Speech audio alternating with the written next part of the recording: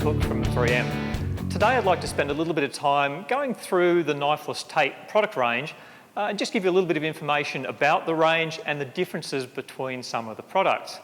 It's quite common that I get questions from people about what are the differences between the different Knifeless Tape products. There are 8 different tapes in the range, and it can be a little bit difficult to kind of understand what type of work each one is designed for and the differences between them. Now look, to help with that, one thing I have done is put together this just one-page product selection guide. This gives you the key attributes and features of the 8 different tapes in the range, and really some sort of the key usage characteristics. What are they like when you're using them? Now you can download this. There's a link below the video where you can actually download this file and print it out. So this is a really great place to start to help you understand the difference between each of those 8 products. But probably the most common question is, what's the difference between the finish line and design line Knifeless tapes? Because they do have quite similar uses, but there are some quite specific differences between the two that makes them more suitable for particular types of applications. So I'd just like to spend a couple of minutes just focusing on those 2 products, because that is probably the most common question that I do get. Now, I'll start off with the finish line tape. Now, the finish line, this was the original Knifeless tape. This is the first product that was developed. And I suppose I'd kind of call this the general purpose Knifeless tape. If you're only going to have one Knifeless tape in your toolkit, this is probably the one that I would choose. It's probably got the widest range of applications. Use it for the biggest range of things. Now, one thing I will point out, it is easier now to tell the difference between the products because the product name is actually printed on the inside of the roll. So the quickest way to look is just inside the core there.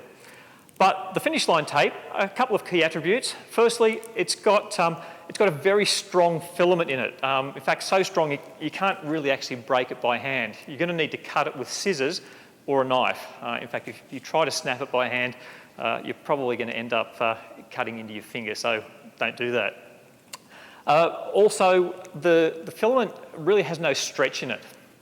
So you do need to be careful when you're working with it that you don't put too much tension on it as you're laying it, otherwise you can pull the filament out from underneath the tape, and then obviously that's not going to work. So this one really is best for fairly sort of gentle curves. You don't want to try and bend it around very, very tight curves, otherwise you're going to pull the filament out from underneath the tape.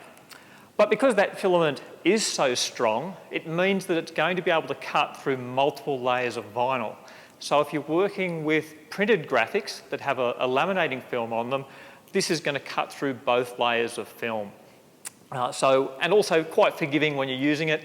That filament is so strong that you don't really have to be too worried about the filament snapping when you're pulling it up through the vinyl.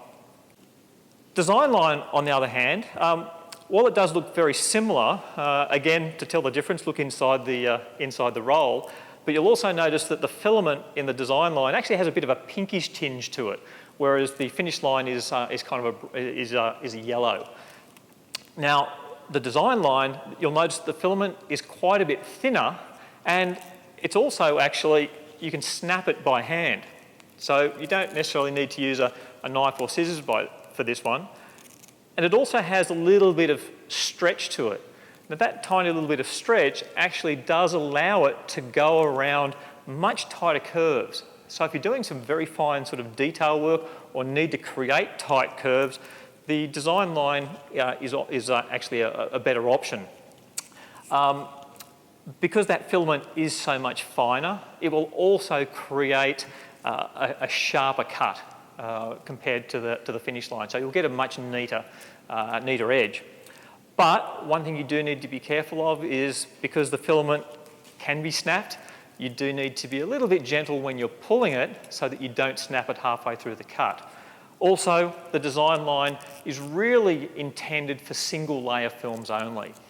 So for colour change wrap films like the 1080 wrap film, you best not to use the design line for printed and laminated graphics, because you may find that if you try to pull it through multiple layers of vinyl, you might actually end up snapping the filament. But it does produce the sharpest cut, so it will give you the best possible edge quality, and does allow you also to do those very tight curves. So look, that's just a very quick overview of the two key products, the design line and the finish line. There are 6 other products in the Knifeless Tape range, so I would suggest download the product selection guide, and that will help you understand the rest of the range and how you can use them to best advantage on your vehicle wraps. Anyway, thank you very much for watching, and any comments or suggestions, please leave them below. Thank you very much.